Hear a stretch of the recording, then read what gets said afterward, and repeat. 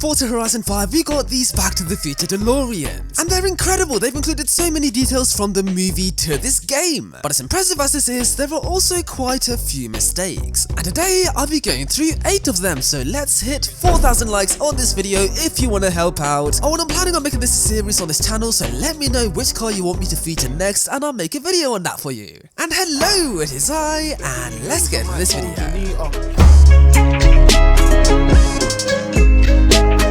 Now in the Back to the Future films, we always get shots of the wheels of the car. And the really cool thing about the wheels is the fact that the tyres are actually Goodyear tyres and they actually have tyre lettering. Yep, and the tyre lettering looks so cool. It's like this outline tyre lettering thing which looks amazing. It's very vintage and retro and I like it. It's very cool. But in Forza Horizon 5, well, there is no tyre lettering from this view. And if you look even closer in Forza Vista, yep, those are the generic Forza tyres which basically every car in the game has. Okay, yes, I know scanning those Goodyear tyres to add into this game would take a lot of effort and time, but it's a mistake nonetheless, and that's why it's in this video. Now the cockpit of the DeLorean is really cool because as you can see, it shows 3 different dates and times. Now the first date is where you're gonna go, the second date is where you are right now, and the last date is where you last visited. And you know, this is like a really cool detail in this game, apart from the fact that the middle date should surely be whatever date it is right now, which is the 25th of July when I'm recording this video, so yeah, this is very inaccurate. So yeah, I really wish that they could have added the actual current present date for that middle timer thing, because that would have been so much more accurate. But hey, it is what it is. But it is actually a pretty cool Easter egg to do with the film, because this is the Back to the Future 1 car which I'm driving right now, and in the first film they did actually visit 1955, so yeah, it's a nice Easter egg,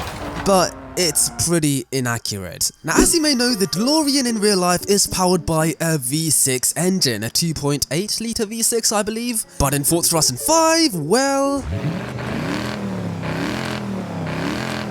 yep, that sounds nothing like a V6. That in fact sounds like a V8, which is accurate because in the film, if you've watched the film, then you may know that the DeLorean actually makes a V8 sound. And the reason why is because the directors dubbed over the sound of a Porsche 928 over the DeLorean, so it made the car seem like it had a V8 engine, but in reality, it's powered by the same V6 that it came with from the factory. So yeah, that's a mistake, but also a good piece of attention to detail because the developers scanned the sound of the car in the film to add it into the game, which is very nice. But what's confusing is that in the film, the DeLorean was meant to be electric. Yep, this was meant to be an electric car, but they dubbed over the sound of a V8 engine. I mean, I would play a clip from the movie to show you guys talking about it being electric, but I'll probably get a copyright strike, so here's me acting it out. Wait, so Doug, what does this run on? Like regular gas, unleaded? Marty, are you dumb? The car is electric, but it's actually powered by plutonium. Plutonium, Doug? Man, that's some radioactive shit. Mate, I need an Oscar for that performance right there. But yeah, I'm pretty sure the car is meant to be electric in the film, but it's actually like V8 in the film, but it's V6, and it's all confusing. The film doesn't make any sense, man. It just doesn't. Now here is the regular DeLorean DMC-12, and as you can see, it has the DMC badge. Look at that. But on the DeLoreans from the movie in this game, as you can see, there is no DMC badge. And on the back of the car, well, there's no badge there either, but there's meant to be a badge on the back left bumper over there. Okay, now you might be thinking, oh, well, in the movie they probably didn't have that badge, but they did. They did actually have the DMC badge and the DeLorean badge at the back. So yep, it's pretty weird that the car is debadged in Forza Horizon 5. I mean, let's be honest, we all know the reason why. It's because of licensing reasons, because this car is under the Universal Studios brand, but in reality this is a DeLorean, but they don't have that badge on the car in the... I don't know, man, like it's because of copyright reasons, but yeah, there's no badge, and that's a mistake. Now everybody knows that if you drive this car at 88 miles per hour, it time travels, so let's build up some revs, let's do a burnout, and now let's send it into 88 miles per hour. Wait for it, and 88 miles per hour, and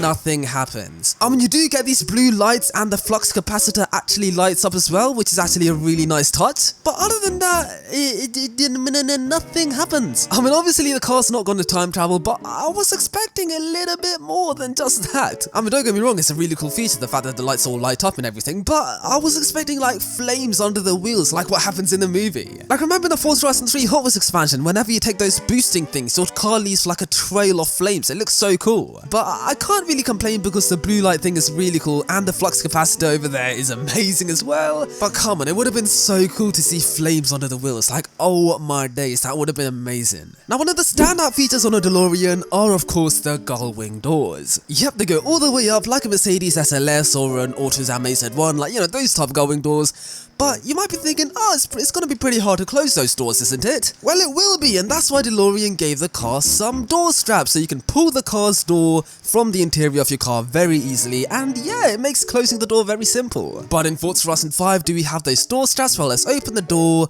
and well, I don't see a door strap there. Let's go into photo mode and zoom in, and yep, as you can see, there is no door strap. And what about on this door? Is there a strap here? Oh my god, there's a strap there. Okay, well that's what's meant to happen on the driver's side of the car, but yeah.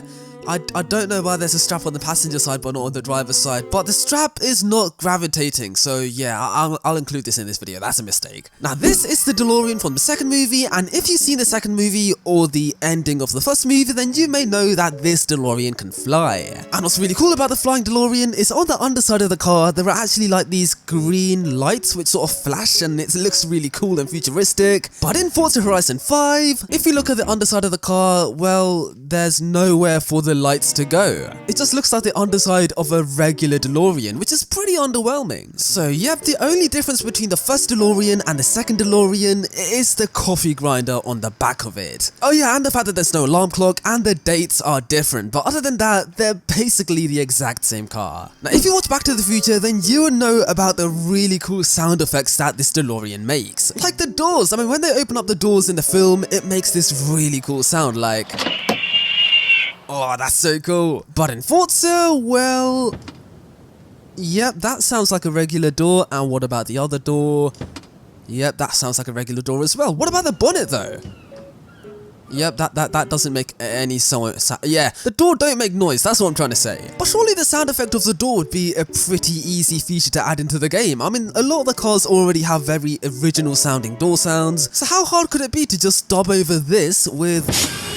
Yeah, like that seems like such an easy thing to do. And I feel like Back to the Future fans would absolutely love it if the door actually made that sound. Like that is amazing. Okay, I just found a 9th mistake on the Back to the Future DeLorean, because as you can see above the tape deck, you can actually see a compass. And right now it's pointing towards east apparently, and you know what? I am actually driving towards the east. But if I turn to the right, then I'll be facing south. And as you can see, the compass is moving with the car.